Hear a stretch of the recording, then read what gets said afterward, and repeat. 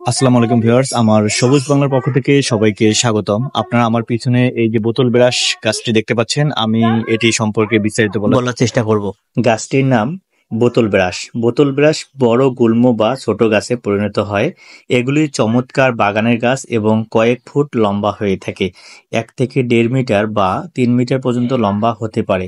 বেশিরভাগ প্রজাতি হিম সহনশীল। এটা বোধগম্য যে আপনি বাড়ির উঠোনে এই সুন্দর গাছের সংখ্যা বাড়াতে চান। যে কেউ একটি বোতল ব্রাশের গাছ অ্যাক্সেস আছে বোতল ব্রাশ প্রচার শুরু করতে পারেন। আপনারা কিভাবে বোতল ব্রাশের চারা তৈরি করবেন? কলেস্টেমন বোতল ব্রাশের বীজ দিয়ে বোতল ব্রাশ চারা করা যায়। প্রথমত আপনাকে বোতল ব্রাশ ফলটির সন্ধান করতে হবে এবং সংগ্রহ করতে হবে। লম্বা ফুলের স্পাইক ফিলামেন্ট ডগার বোতল ব্রাশ পরাগ তৈরি হয়। প্রতিটি পুষ্প একটি ছোট এবং কাঠের মতো ফল উৎপন্ন হয়, যাতে শত শত ক্ষুদ্র ক্ষুদ্র ক্যালিস্টেমন বোতল ব্রাশের বীজ থাকে। এরা ফুলের কাণ্ড বরাবর গুচ্ছ আকারে বেড়ে ওঠে এবং বীজ বের হওয়ার আগে বছরের পর বছর সেখানে থাকতে পারে। না খোলা বীজ সংগ্রহ করুন এবং উষ্ণ শুষ্ক জায়গায় এটি একটি কাগজের ব্যাগে সংরক্ষণ করুন। ফল খুলবে এবং বীজ ছেড়ে দেবে। বসন্তে ভালো নিষ্কাশনকারী মাটিতে ফলগুলি বপন করুন এবং সেখান থেকে চারা উৎপাদন হবে। এ ফুলটিকে কেন বোতল ব্রাশ বলা হয়? বোতল ব্রাশ গাছগুলি কলেস্টেমনের জেনারেট সদস্য এবং কখনো কখনো কলেস্টেমন গাছপালা বলা হয়।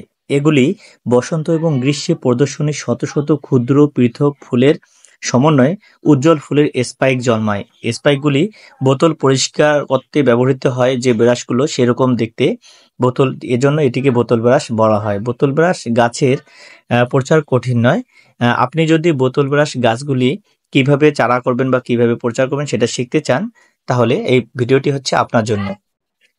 পুরো ভিডিওটি না টেনে সম্পূর্ণ ভিডিওটি দেখার চেষ্টা করবেন। আর বোতল ব্রাশের যে তথ্য এগুলো হচ্ছে এখান থেকে সংগ্রহ করবেন এবং এটি কিভাবে চারা করতে আপনার ব্যবহৃত হবে সেভাবে আপনারা চারা করবেন।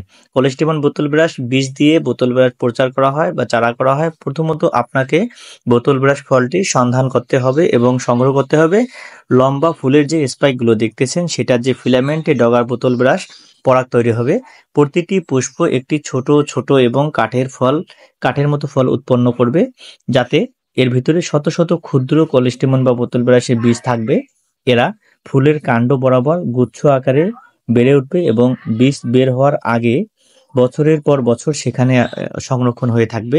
না খোলা বীজ না খোলা পর্যন্ত আপনারা এটিকে হচ্ছে একটি কাগজের ব্যাগে সংরক্ষণ করবেন এবং একটা সময় বীজ ফেটে কাগজের ব্যাগে বীজগুলো বের হয়ে থাকবে।